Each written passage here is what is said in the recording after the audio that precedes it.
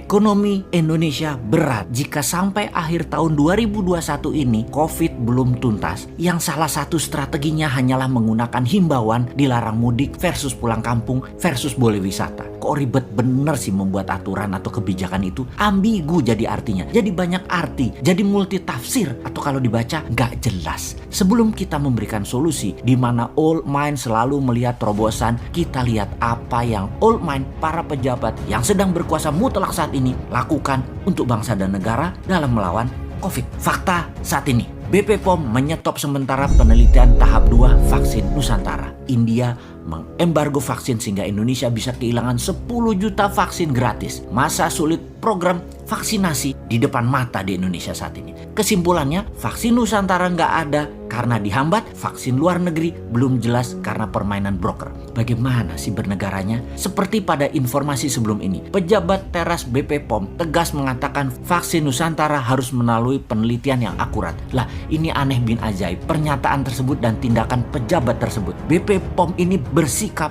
double standar. Kenapa double standar? Sementara vaksin asing dibiarkan masuk bahkan langsung uji klinis tahap 3 hanya berdasarkan surat WHO, sedangkan vaksin Nusantara dihambat proses pengembangannya. Inilah simbol globalis berkuasa, globalis anti tindakan patriotisme kaum nasionalis. Jadi BP POM dimainkan agar memenangkan globalis untuk mematikan produk nasional. Saat ini nasionalis kalah oleh globalis dalam urusan vaksin karena pejabatnya old mind, anti nasionalis dan pro globalis. Aslinya vaksin Nusantara adalah kolaborasi antara Aivita Biomedical dengan penelitian Universitas Diponegoro dan Rumah Sakit Karyadi, adalah proses transfer teknologi dendritic base vaksin. Alih-alih full support perjuangan anak bangsa, petinggi BP POM malah mencibir dan menuding peneliti Indonesia itu cuma nonton doang. Padahal mereka turut melakukan riset secara langsung. Vaksin Nusantara harus dihambat aja, itu otaknya BP POM.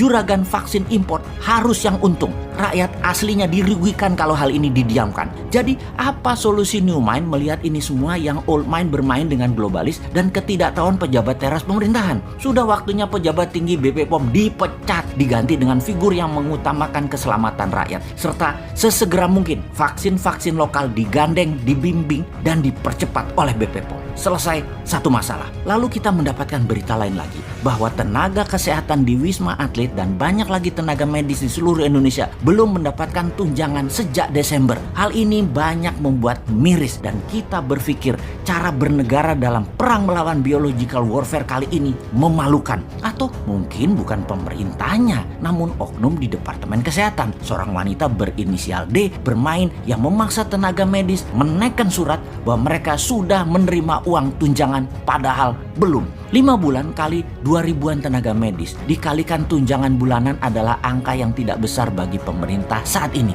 Juga kewajiban banyak ke rumah sakit yang belum dibayarkan juga banyak sekali jumlahnya. Rumah sakit yang belum dapat bayaran tersebut. Namun bagi pemerintah yang selalu telat atau belum membayar, sekali lagi dibandingkan dengan uang pemerintah yang jumlahnya 1.000 triliun, alokasi jumlah untuk kesehatan itu kecil. Harusnya bisa. COVID adalah perang. Itu pola pikir kaum new mind. Namun penanganan oleh pejabat pemerintah yang old mind pada saat ini, COVID hanya pandemi, hanya masalah kesehatan. Dalam pelajaran di Akademi Militer Modern, perang itu harus cepat, harus murah, dan tepat sasaran. Perang melawan COVID pun harusnya demikian. Cepat, murah, dan tepat sasaran. Cepat dan tepat sasaran adalah tenaga medis, pejuang terdepan perang melawan COVID. Kesejahteraannya diutamakan. Juga rumah sakit rujukan yang belum dibayarkan BPJS segera dibayarkan. Kalau tidak, ujung tombak ini tumpul dan perang melawan COVID tidak bisa selesai cepat dan tuntas. Nggak punya rupiah buat bayar tenaga medis. Cetak rupiah, underlay-nya